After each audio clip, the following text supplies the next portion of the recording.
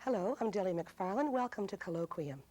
This month during National Universities Week, a number of educators from across the country will be meeting in forum with government and industry to address issues of great concern to the future of post-secondary education in Canada.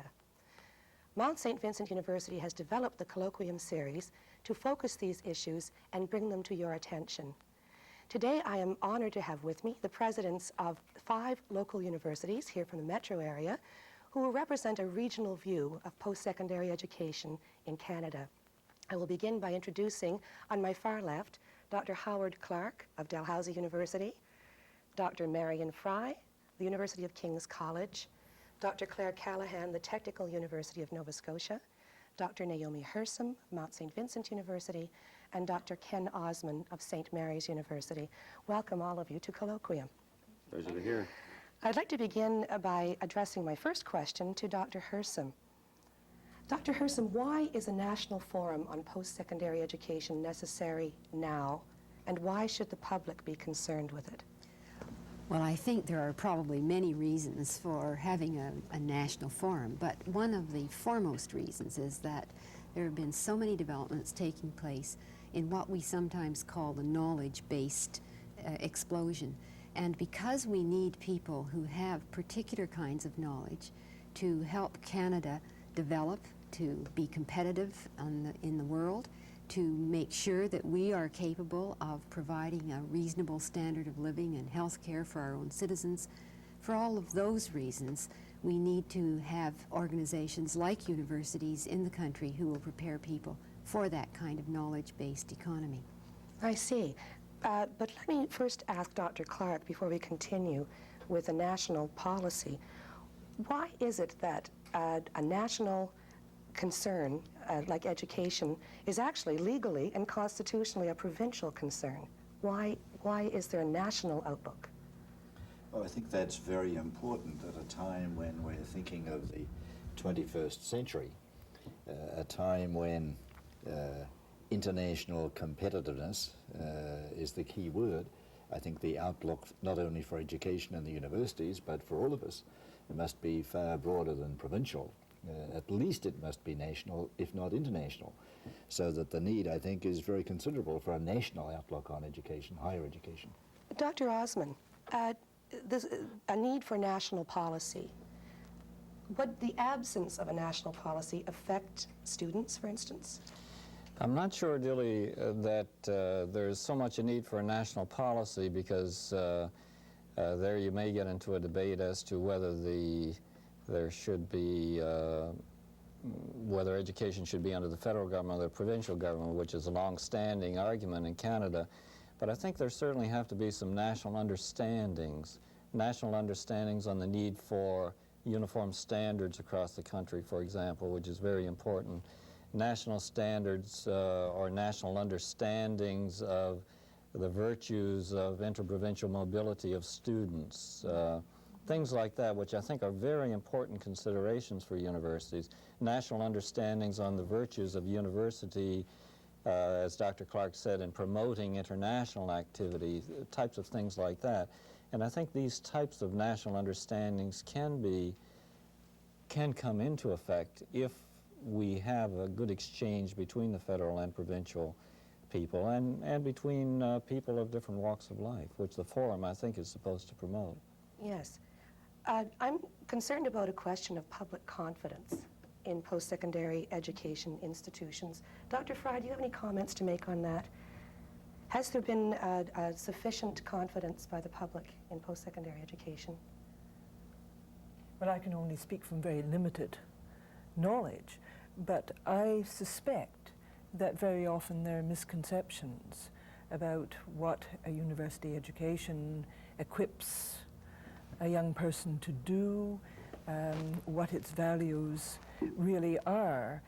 There can be, for example, the perception that a student with technical training will not only have maximum opportunity to get a job, but will have maximum job satisfaction also. And as I understand it, recent research which has been done has rather discounted that perception and seriously called it into question. It would seem that graduates of universities with liberal arts degrees do very well indeed in getting jobs, not necessarily immediately the job they would love to have, but over a period of 4 or 5 years of working into a job which does to some degree use their training, and that the degree of job satisfaction for such people can be as great or greater than for those with professional or technical training. Further to the question of job satisfaction, perhaps Dr. Hersom, do you have something to add to the overall question of the confidence in the benefits of a post-secondary education? Yes. I'd like to pick up on what Dr. Frye was talking about when she mentioned that sometimes people are a bit skeptical if a student moves into a program that seems to study things like English and history and perhaps the classics and so on, and then ask the question, well, what good is that? And what we are really finding is that employers are looking to people who are going to be able to adapt and change with the future. Dr. Clark just mentioned a moment ago, we are thinking not of students as they are now in our universities, but these are the people who are going to live through the 21st century. And we want to be able to prepare those people to know how to change, to learn new things, and a good basic education which will help them to learn how to think is extremely important for each of them as individuals and for all of us as a society. Do you feel that the public perceives post-secondary education institutions in this light That's now? one of the curious things. When we ask people what they think and what their perceptions are, they do tell us in answer to all sorts of questionnaires that they probably think it's better to go to a technical training program or something on-the-job training rather than a university in terms of immediate job prospects. However, it is true that when we look at the actual record of who gets the jobs, university graduates do get jobs and are employed very readily, in fact, more readily than those from some of the other organizations. Back to public perception again. By now, I'm sure the public is most aware of the cutbacks in funding to post-secondary institutions. How are universities coping, Dr. Ozmon, with the increased demands of higher enrollments, increased operating costs, and the demands of industry? How are universities coping? Difficulty. That's right. I think the simple answer is poorly, but the types of things we're doing, I think, to adjust are squeezing more people into space than should be there. Perhaps not providing the type of laboratory opportunities, the library space, the periodicals, the library books, which people need in order to do a good job. This is how it's affecting students. Does this also affect the public in some way? Well, I think it does, because I think these things inevitably have to lead to a lower quality product than we should be providing for the public. I mean, I would be hesitant to say that the students we're turning out are not of high quality and won't make great contributions to society, because I think they will. But I think at the same time, we could be doing a better job for society with additional resources, and we should be doing a better job for society. And I hope that the National Forum and the attention which is focused on the universities at this time will alert the general public to the need for a very high quality educational system, particularly at the post-secondary educational level.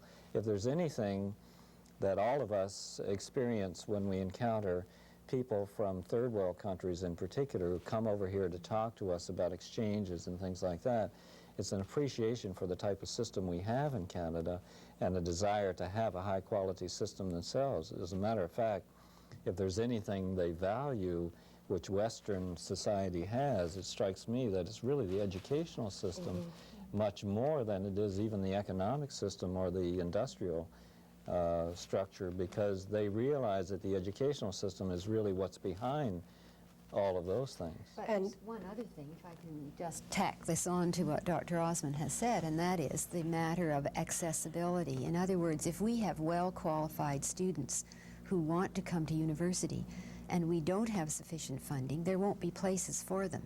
So that is also a function of not having appropriate funding. You can only, even the best of resources can only, or the resources can only be managed so well before you simply don't have enough to go around. I have a question for Dr. Callaghan that has come up in general conversation with my neighbors and my colleagues who are either taxpayers or have children who are students at universities. They often say, they hear about problems in funding and management of resources at universities, and the question that comes up again and again is, why can't a university be run like a business? Would you like to kick the can first?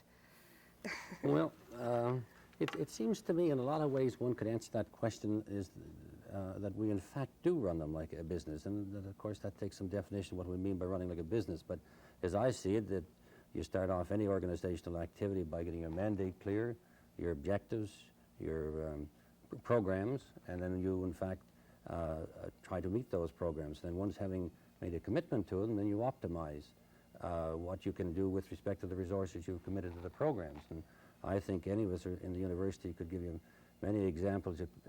Pick an area since electrical engineering. We go on from there to ensure that we have a number of graduate students who, in fact, are needed in that area. The carry out, faculty members carry out research is another way using the resource. We involve ourselves in international work to the extent that can be done effectively with respect to that same resource. We don't necessarily go out and hire new resources for it. We develop our institutions and programs by way of cognate programs in around the ones we're now offering, and therefore you add on these things in an efficient way. I can give you many more examples, but there are, in fact, I think, many ways that we handle university. In fact, we're extremely efficient operations. And I could talk in terms of physical plant, et cetera, but I think I'll make my point. Dr. Frye, do you have anything to add to Dr. Callaghan's comments? Yes, I do. 2 points, perhaps. One is that university is very unlike a business in this respect, that usually a business earns its own revenue by its product. And therefore, the question of financial efficiency takes on rather a different complexion. Universities receive their revenues through student fees, government grants, special fundraising activities, and from a variety of means, but not from a product they produce in the way a business does. And another way in which they differ rather significantly, it seems to me, is that in a university you have a group of academics who like a say in how things are done and in their university's policy, and usually fairly elaborate committee structure, so that very often decisions percolate from the ground up and don't necessarily come down from management or on high, or at least it's a very complicated process, probably more complicated than most business decisions. Dr. Clark, would you like to speak to that as well? Yes, I think there's one other point that hasn't been stressed, and that is that many of the things that a university does are things that have never been done before. If one takes some of the very new developing areas like biotechnology that the public hears a great deal about, how does a university organize, teach, conduct research in a brand new field about which none of us really know very much? It's still emerging. So I think one of the big differences between universities and industry is that we are doing things that are new that nobody's ever done before, and to that extent, therefore, we cannot operate as industry does. Dr. Ozmon. Well, I think there's another point as well, and that is that universities, as are other things in society, in our case healthcare, are looked upon as essential benefits as part of the fabric of what makes society worthwhile, and consequently there are choices that any society makes as to the amount of support it's giving to those things as sort of the underpinnings of society. And I think to reiterate what Dr. Callaghan said, we think universities are run in a very business-like manner, but if what people mean, and I think what they do mean, is why aren't they run like a business, in the sense why aren't they self-sustaining, I think there's a much better argument why universities shouldn't necessarily be self-sustaining, just as hospitals shouldn't necessarily be self-sustaining, then there is an argument why businesses shouldn't be self-sustaining. We have all sorts of subsidies for business. Those are much harder, to my mind, to justify in a competitive free enterprise society than why universities shouldn't be subsidized. And I would like to say that we have to look on university education as an investment in people. Once we talk about our society and those individuals who make that kind of investment, we're looking at benefits that will come about in different kinds of ways. And we've talked already about those long-term sorts of things that will happen when we discover new knowledge, when we create new ways of doing things, when we're able to contribute in the long run, but we won't see immediate short-term benefits. Dr. Callaghan, I think, would like to have a second kick at the can. I'm not wanting to disagree as such, but I think there's another point that needs to be made with respect to that, is that in the research aspect of the university, which is a major factor in some of the universities, that's all competitive in this nation. In terms of getting grants and aids of research from the national councils, you've got to compete with fellow faculty members across the nation, and if you're not up to it, you're not going to get the dollars. The corporations that make money available to institutions from wherever they're making money available, you've got to compete for those dollars. They're looking for output for the research for the money they pay you. So that whole aspect is there too, and a good fraction of the budget of a university, I think it turns to something like 2/3 of our budget. So I mean, that factor should be noted too, without disagreeing with these other statements. I think that the factor that you've brought up as far as competition from the business angle leads us into another question that I think has been asked many times by Nova Scotians particularly. Are there too many universities in Nova Scotia? Let's begin by asking Dr. Ozmon to kick that one off. I'm glad you asked me the easy questions. Well, obviously I don't think there are, having been a part of the system in Nova Scotia. I think the system we have in Nova Scotia springs from the history of Nova Scotia. Most of the universities, for example, are very old universities. King's is the oldest in Canada, and the rest of us are quite old as well. And I think they spring from certain traditions in Nova Scotia, the religious traditions, the ethnic traditions, and in that sense should be preserved as something which really does represent Nova Scotia. But even more importantly, I think, the universities are high-quality institutions which have achieved a certain measure of distinctiveness over the years and have carved out their individual niches and work closely with one another, and in an economic sense are no more inefficient as a consequence of being so many than other universities would be, you know, or I guess a better way of putting it would be, are every bit as efficient as a multi-university, which might have the same number, but within one university. Dr. Clark, could you perhaps give us an example of some of the cooperative activities that take place among universities in Nova Scotia? There are a number of major ones in this area. One of the most important ones, which has been in effect for several years now, is the joint purchasing effort, whereby in common areas all the universities work together and pool their orders and accomplish very considerable savings. We're just in the process of introducing a new library system that will serve all of the metro universities initially, that has the potential to serve all of the university libraries and other libraries in the province. And that will achieve very considerable savings and very much better library service for university students initially in the metro region, but then more broadly than that. And there will be, I think, considerable savings to all of the institutions as we rationalise the library collections.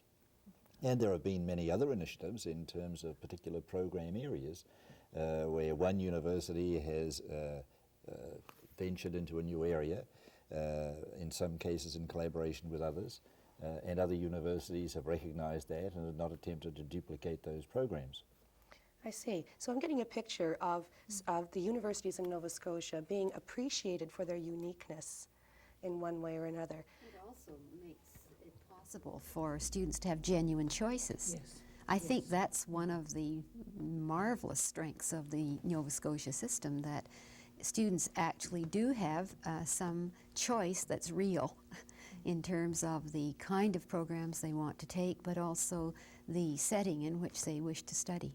What are some of the things that the universities in Nova Scotia do best? What are some of the advantages of coming to a university in Nova Scotia? For instance, I understand that the Technical University of Nova Scotia is the only one of its kind in Canada, isn't it? Well, that's true in the sense of the definition of a university or institution, but what we are in Nova Scotia, I think it should be in the general context of your question here, highlighting in the technical professions, we all work together in that the universities, some 10 institutions in fact in the region, does the first part of the technical professions, and the concentration is then done at the Technical University of Nova Scotia. This has been in place for nearly 80 years. Tremendous saving in terms of that particular activity, and also allows us as a region to have a nationally competitive institution. I mean, I think most people know that of the work in our technical professions here. And I think that should be highlighted. Could I just, while maybe slightly changing the question, answer a little bit more to Dr. Clark's point? It seems to me we should note, Howard, also that we work between the institutions and the Applied Microelectronic Institute. That's in the sense that it's not only working among ourselves, it reaches out to the industry, and also with respect to the Atlantic Institute of Biotechnology. I think it's not only our two institutions I appreciate, but it indicates that cooperation and that reaching into the industry. Another example very recently is the Confederated College of Education, in which our universities are working together in terms of the preparation of teachers for different parts of the school system. And the education program at all of the universities in Nova Scotia is important to each institution individually. And there's a great deal of movement between the universities, professors teaching at different universities. Sometimes as part of their regular load, they would teach a course at another university.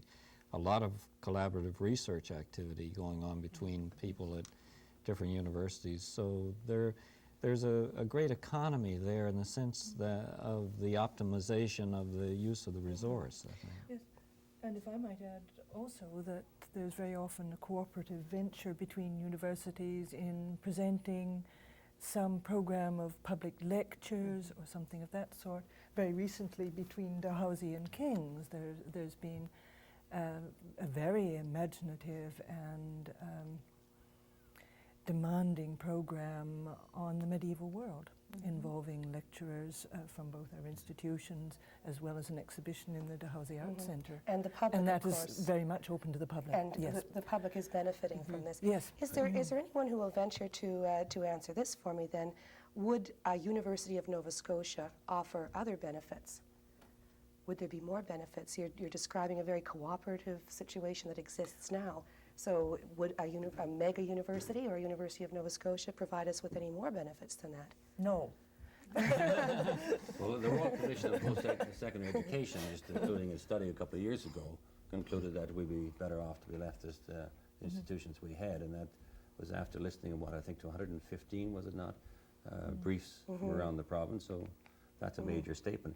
In terms of the cooperation, I think we should, given who we are here today, is we don't duplicate, for instance, this facility in which we're preparing this broadcast today. I mean, this duet system of Mount St. Vincent's is, in a sense, a cooperative thing, although Yes. I think we maybe carry all the cost on it, but a cooperative, at least in terms of its use. I think that's should be And noted. again, the public is benefiting from the shared use of this resource, as is true in the other instances that you pointed out. I think I would like to say, though, that the larger the institution, and I say this on the basis of experience before coming to Nova Scotia, of working in large institutions of anywhere from 25 to 30,000 students. If we were to combine all of the universities, I think one of the real losses would be the sense of personal interest, of identification, of a kind of benefit that our students get here that I haven't identified in some of the larger campuses, where people feel alienated, that they're only one of just thousands of students and they're never known personally. I don't think that in general is the feeling that I receive when I talk to students here in this province. But it seems to me, though, given when we are small, and I would agree with those benefits, the thing we've got to do is watch for whether there may be things are not occurring that should occur through the university. And of course, that's basically, I think, in a large measure, it would be a potential failure in getting as much research done as we should. But there are many steps being taken to get around that. We cited some of the earlier examples there, but many, many more things have happened in recent years that I think are offsetting that potential disadvantage we had over the years.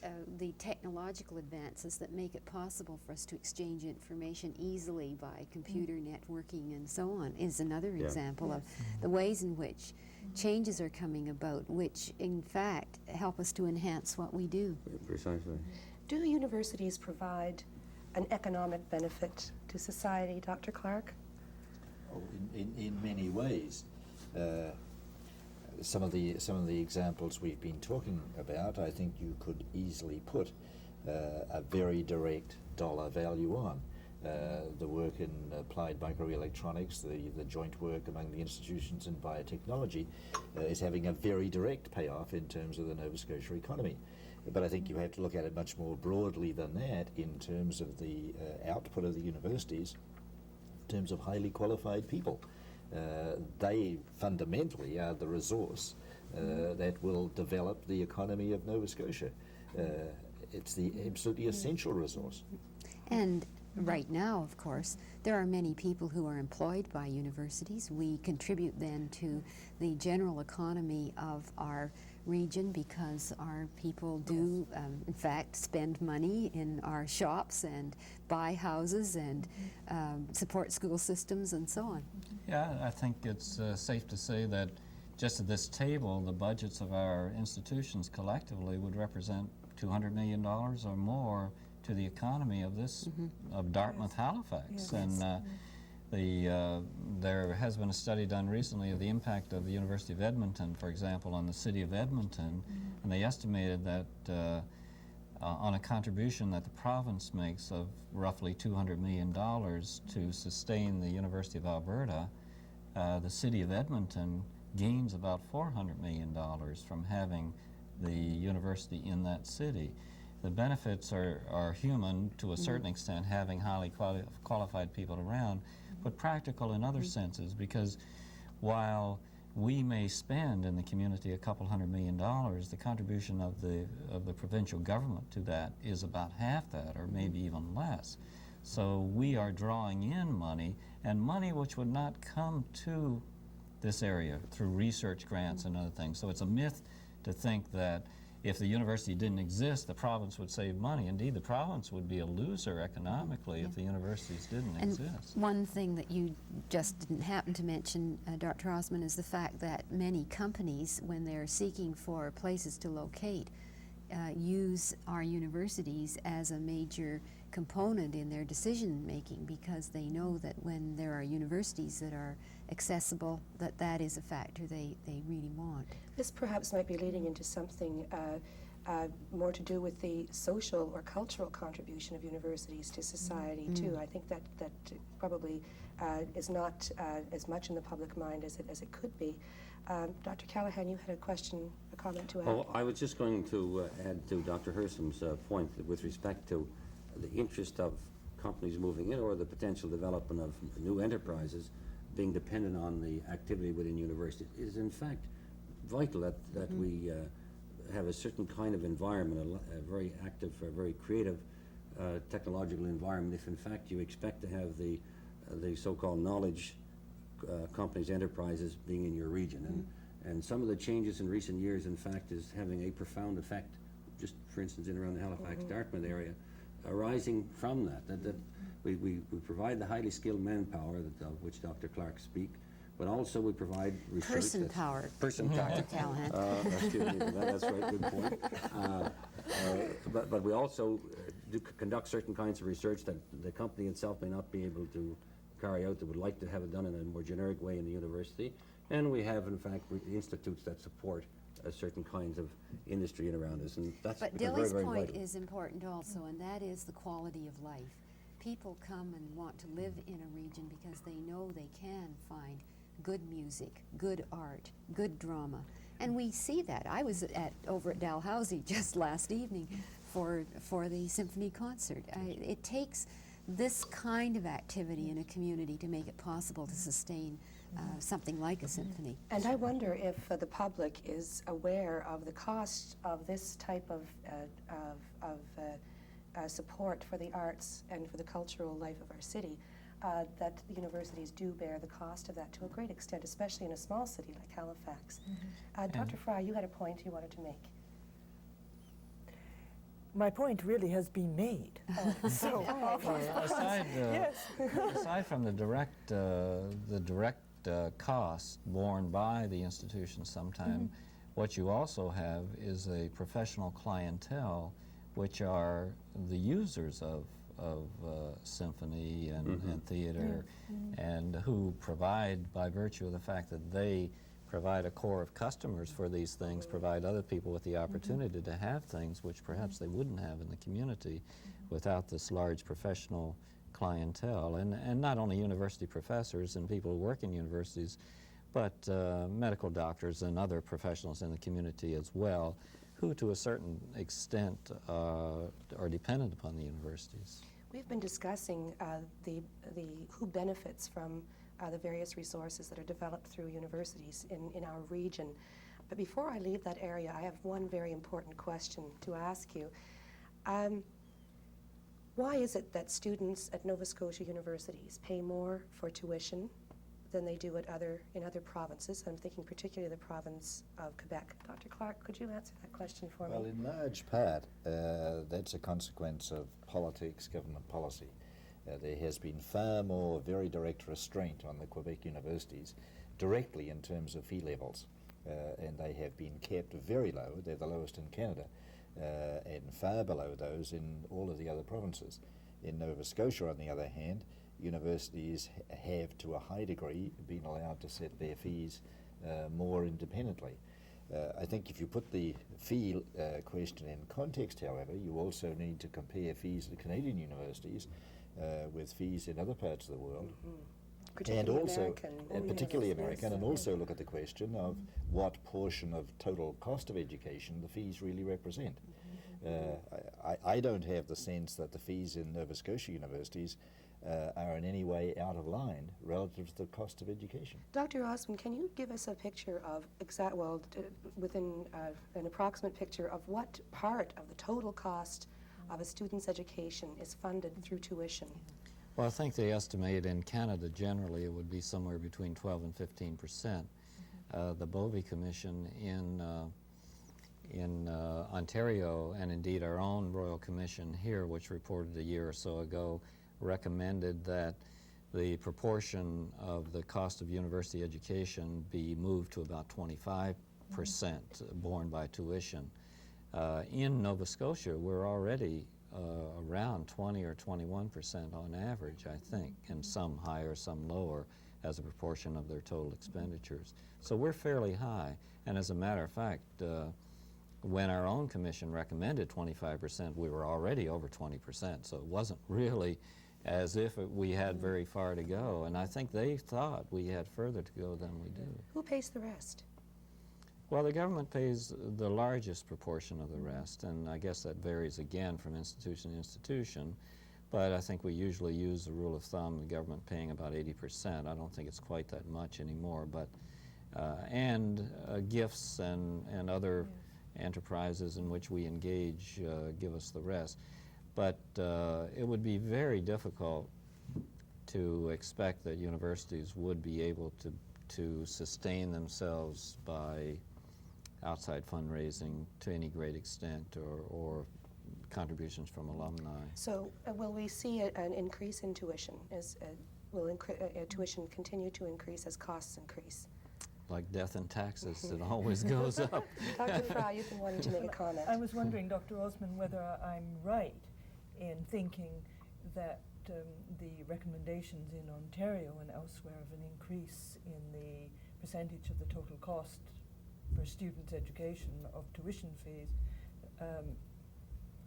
really isn't aimed at some ideal percentage, but at a recovery of the percentage of the total cost which tuition fees used to represent. I think you're right, and there had been that's a good point. slippage in the course of inflation. Do you think the public is aware of this? I think that probably they're aware of an increase in the bottom line when they receive the statement that their child brings home. Yes, that's right. Do you think the public is well aware of this? No, I don't think they are. I think the figures that the public are aware of are the fee levels. And they may be aware, for example, of the percentage increase in funding in general that the universities receive. But if you look at the real figures and look at the actual fee levels, it's a very different picture. And I think you also have to remember that the fee levels in relation to costs vary enormously from program to program. Yes. It's worth pointing out, for example, that very roughly the cost per year for educating a general arts student is about $10,000 a year. Whereas for a student in medicine, it's well in excess of $50,000 a year, far more than that. So that in fact, fees do not represent by any means a highly significant portion of the real cost. This leads me into my next question, Dr. Clark. Can you give us an idea of roughly how much is being spent on research, on basic research and applied research? Can you give us a picture of that? Well, I can give you it in a simple sense. If you look at the amount of external funding for research that the Nova Scotia universities have, it is probably in the range of 30 to 35 million collectively. Now, one has to recognise that that's a total that is generally brought to Nova Scotia from funding sources outside the province. So this is federal funding? Federal funding in general, and that's a $35 million amount that has a very direct impact on the Nova Scotia economy. Now that's one very simple way of looking at it, but on the other hand you have to add to that the amount that is taken from each university's operating budget and that is actually spent in terms of research.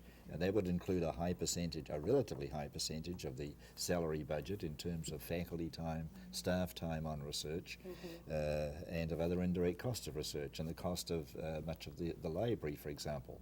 The actual total on research, I would suspect, if you total up the operating budgets of the Nova Scotia universities, and if you took about 40% of that, and added the other 30 to 35 million that I mentioned, you're talking of an amount in excess of 100 million per year. Now that's for all research. That's for all research. Perhaps you could distinguish the difference between basic research and applied research. What is the difference? I think the simplest way of putting that is that basic research is research that is concerned just with the search for new knowledge. Just new knowledge for its own value. Whereas in the case of applied research, that's research that is directed to a very specific end, the solution of a very specific applied problem. I've heard a comparison made between basic research would be the inquiry into the nature of the atom. Applied research would be how to build a laser. Is that a fair comparison? Yes, Dr. Callaghan might want to amplify on how to build a laser. The reason, I must clarify perhaps the purpose for my question is that I have heard it said that research funded by industry is crucial to the social and economic development of Canada. At what cost are we pursuing perhaps applied research funding and basic research funding? Is this costing our students? Are they paying for this? Is the quality of teaching suffering because our faculty are now taking on a lot of research? I'd say on the contrary, Dilly. I think that when we obviously, as faculty members who are teaching, want to be sure that we are giving students the most up-to-date knowledge, and that depends on research being done. We want to be sure that we can make classroom presentations interesting and highly motivating, and obviously people who are engaged in research are those who are able to bring a freshness to the classroom. So I think the benefits to the students are there and are very real. I don't think any of us would argue with the fact that when you are able to be in conversation with someone who's engaged in an exciting piece of work, that enthusiasm brushes off. So I'm thinking too, though, of researchers whose time might be spent in the laboratory, and they're called upon to fulfill their teaching commitments. Does that ever pose a conflict, Dr. Callaghan? I would say not, in this sense that the, as Dr. Clark pointed out, the assignment of our faculty workloads includes an assumption of a major portion of the time being available for research. The teaching assignment, in other words, it represents about approximately half or a little bit more than the total expectation of the person's energies toward the objectives of the university. So in that sense, if the workloads are assigned that way, person has enough time to carry out his research or her research. Sorry, Dr. Hersom, to carry the research, as well as, of course, to do the teaching effectively. And now there can be, mistakes made. I appreciate that, but in general, it should not be a problem. What I'm thinking about, Dr. Clark's point about the difference between basic research and applied. I'm not too sure we should make too much of that. I think these things carry over very much into one and the other. I don't think there's anything more practical than a good theory about how something is happening in nature. And in fact, it's only until you got a good understanding from a theoretical point of view, in fact, you can do practical things efficiently. So just to compound that distinction I'd you're like trying to to elaborate on that too, if I may. Dr. Hertzberg, who was the Nobel laureate in physics, Canadian, Dr. Polanyi were both basic researchers.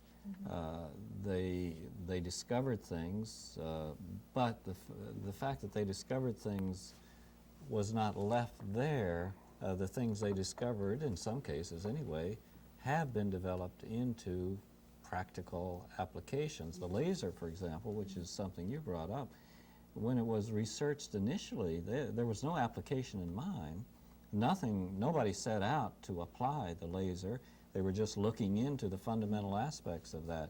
Now it's something like an $80 billion worldwide business, and the fact that Canada was in early into that has produced a number of economic benefits. I think that the parents that I have spoken to about some of the concerns that I had hoped to bring up today expressed, I think, a concern for the emphasis that's being placed on the technological sciences, and perhaps at the risk of not giving due credit or time or energy or funding to the pursuit of the humanities and the social sciences.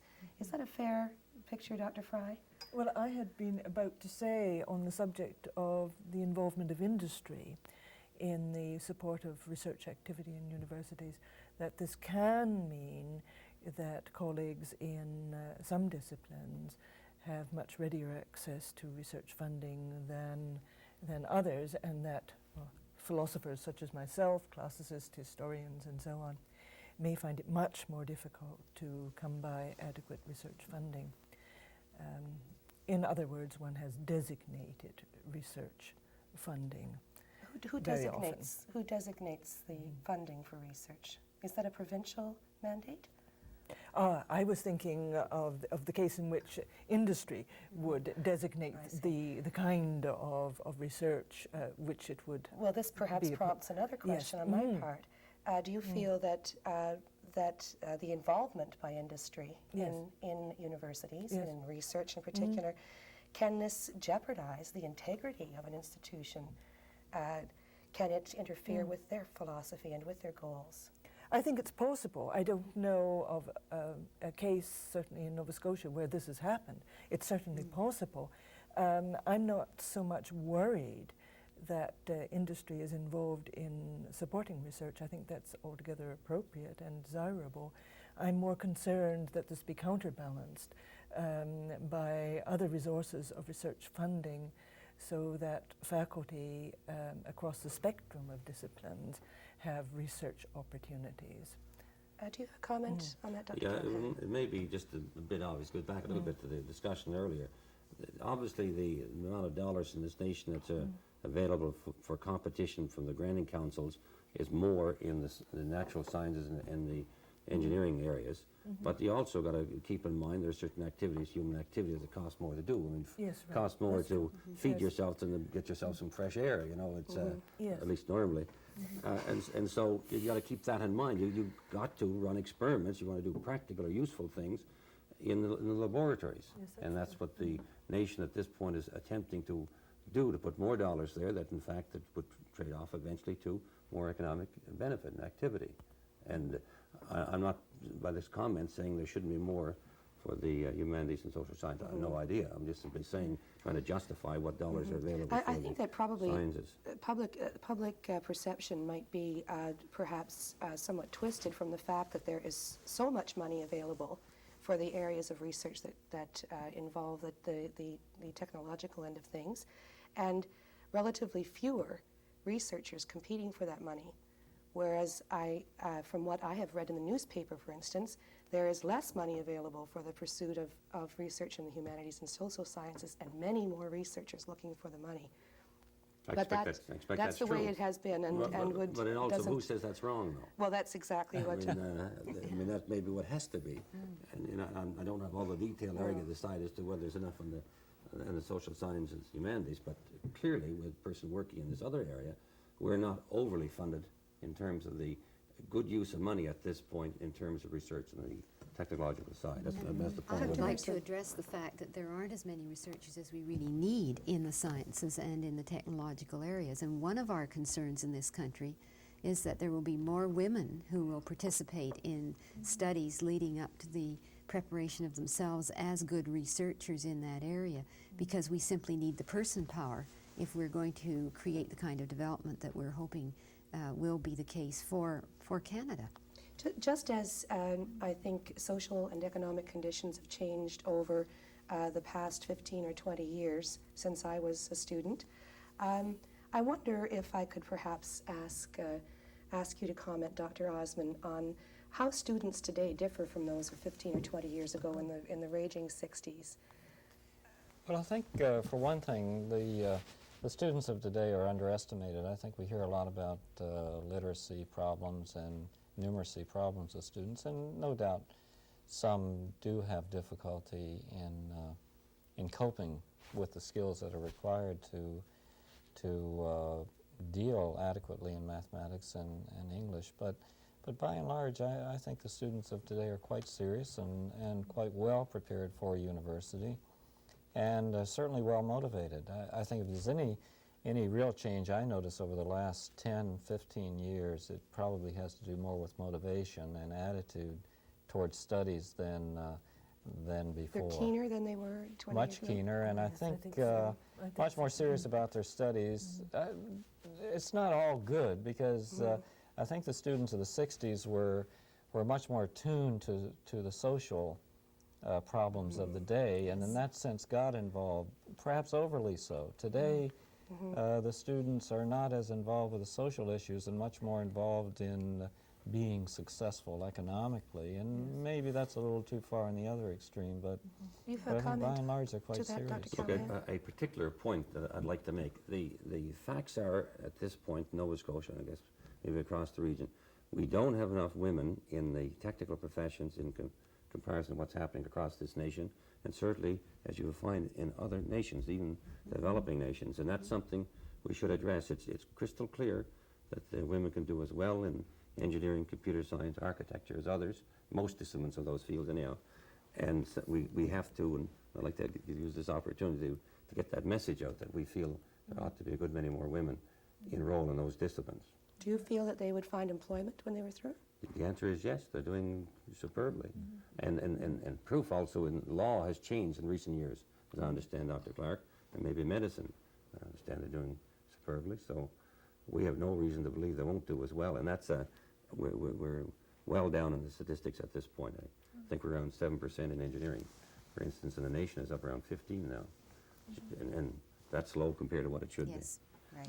Dr. Hersom, perhaps I'll redirect this question to you again. I'm still wanting to pursue the nature of today's student as compared to students 20 years ago. How do you feel about Dr. Ozmon's opinion that perhaps they're concentrating too much on studies and not do students today didn't lack put a it that social? way. I want to be fair to Dr. Ozmon. Perhaps what I should say is, do you feel that students today lack a social conscience? Oh, I wouldn't be prepared to make that statement, Ken Dilly. made that statement. Yes, let me suggest that I think students today are different for a different kind of reason than Dr. Ozmon addressed, and that is, what we're finding is that many students on our campuses are not the traditional 18 to 24-year-olds. We have many people who are coming back to university after having done other things. They've traveled, they've worked, and so on, but they've now made a conscious choice to come to university. Not just simply, well, that's what you do after you leave high school. Also, we're finding more and more people who want to complete their university education by part-time means. So we're finding that people are studying over a longer period of time, and they aren't becoming involved as groups in the university perhaps as much as those so-called traditional students might.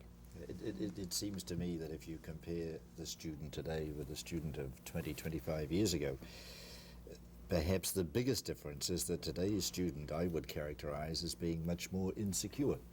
But in terms of employment. Well, insecure in the broad sense. But I think the student just reflects the fact that we live in a much more insecure society than we did 25 years ago. They reflect the society, and because they're insecure, they tend to be somewhat more self-centered and more concerned about their own individual future. How do you think this will reflect, do you feel your students will make good alumni? Do you feel that they will support your university because of a positive university experience? Oh yes, I think because they're feeling insecure, I think they have a greater sense of the importance of education and the feeling that it will help them in the future. And in that sense, yes, I think they'll make very good alumni. I agree. Fine.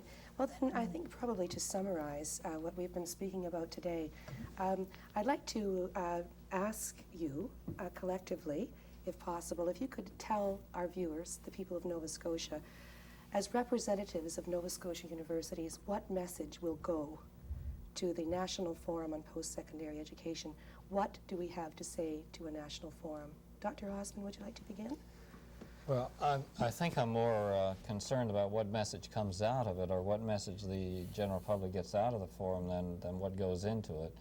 But I think what will go in will be an expression of concern on the part of the academics and business people and lay people and politicians and others who participate in the forum about education, concerns about the level of funding on the part of some, concerns about what the universities are doing to benefit society and so on. I think these things will be expressed. What I hope will come out of it is an appreciation of the university as an extremely important element of our society, and perhaps an appreciation, a much greater appreciation of its importance for the social and economic well-being of the country.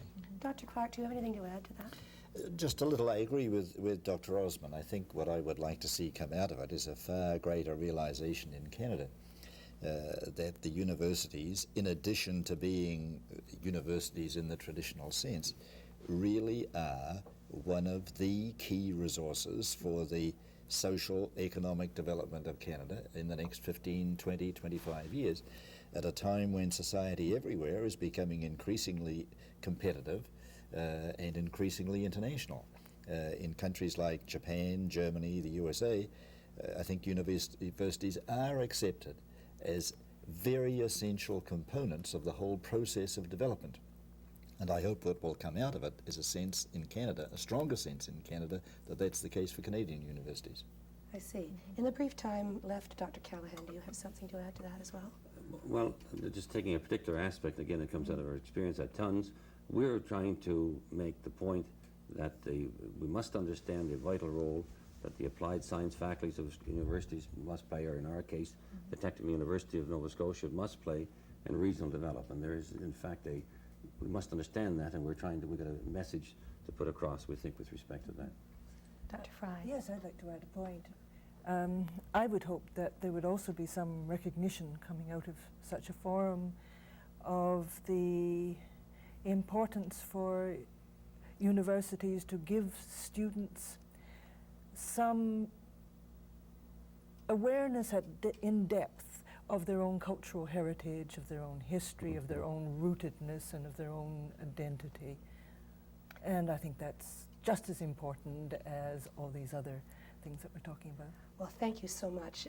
On behalf of Mount Saint Vincent, I thank you for participating today in our colloquium.